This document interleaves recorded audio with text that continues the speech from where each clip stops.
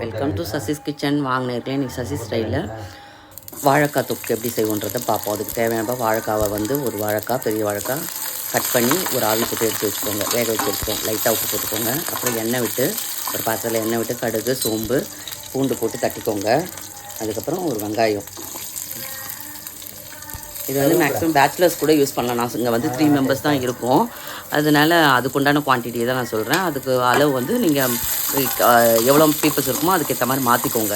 Bachelors பசங்களாம் இது பார்த்தீங்கன்னா ஈஸியாக செஞ்சுக்கலாம். பாருங்கள், ஒரு தக்காளி தான் நல்லா போட்டு ஸ்மாஷ் பண்ணுற அளவுக்கு இது பண்ணிங்க. உப்பு போட்டு கருவேப்பிலை போட்டுக்கோங்க. ஈஸியாக இருக்கும், டேஸ்ட்டாகவும் இருக்கும். தயிர் சாதத்துக்கு வச்சு சாப்பிட்டோன்னு வச்சுக்கோங்களேன், அவ்வளோ சூப்பராக இருக்கும். நீங்கள் எப்படி ட்ரை பண்ணுவீங்கன்னு சொல்லுங்கள்.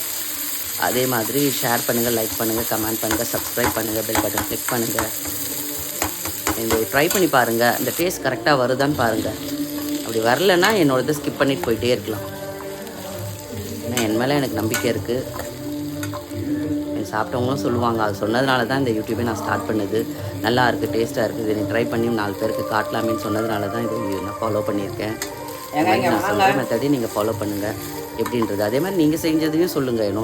ஏன்னா நான் மட்டும் தான் கரெக்டுன்னு சொல்ல வரல. யார் என்ன செஞ்சாலும் அதில் டேஸ்ட் இருக்கணும், மற்றவங்கள இம்ப்ரெஸ் பண்ணுற மாதிரி இருக்கணும், அதுதான் மேட்ரு. அப்புறம் போட்டு நல்லா காய போட்டுட்டு நல்லா வதக்கிடுங்க. வதக்கிட்டு அதுக்கப்புறம் தேவையான மிளகாப்பொடி போட்டுக்கோங்க, பருப்புக்கு தக்குன மாதிரி. மிளகு பொடி போட்டுக்கோங்க. மிளகு பொடி போட்டால் போடுங்க, இல்லைனா சீரகப்பொடி போடுங்க. பெருங்காயம் மறக்காமல் போடுங்க. இது வாய்வுன்றதுனால சிலருக்குலாம் பிடிச்சிக்கும். வயசானவங்க சின்ன பிள்ளைங்களுக்குலாம் ஒன்றும் பிரச்சனை இருக்காது. பெரியவங்களுக்குலாம் சொல்கிறேன், என்றைக்கோ ஒரு நாள் சாப்பிட்லாம், தொடர்ந்து சாப்பிட முடியாது.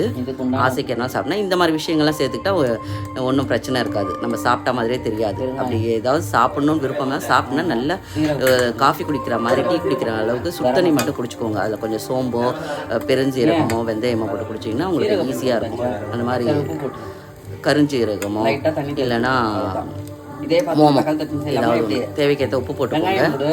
உப்பு போட்டுட்டு சுவை இப்படி சாமிக்கு வைக்கணும்னா சுவை பார்க்க வேண்டாம், அப்படி இல்லைனா டேஸ்ட் பார்த்துக்கோங்க. எந்த ஒரு விஷயமா இருந்தாலும் நம்ம டேஸ்ட் பார்க்கறதுல தப்பு கிடையாது. மற்றவங்களுக்கு பரிமாறதுக்கு முன்னாடியே நம்ம டேஸ்ட் பார்க்கறதுல ஒன்றும் தப்பே இல்லை. அப்போ தான் கூட குறைச்சா இருக்கிறது அவங்க சொல்கிறதுக்கு முன்னாடி நம்ம கரெக்ட் பண்ணிக்கலாம். எந்த ஒரு விஷயமா இருந்தாலும் சாமிக்கு வைக்கிறது மட்டும் பண்ண வேண்டாம்.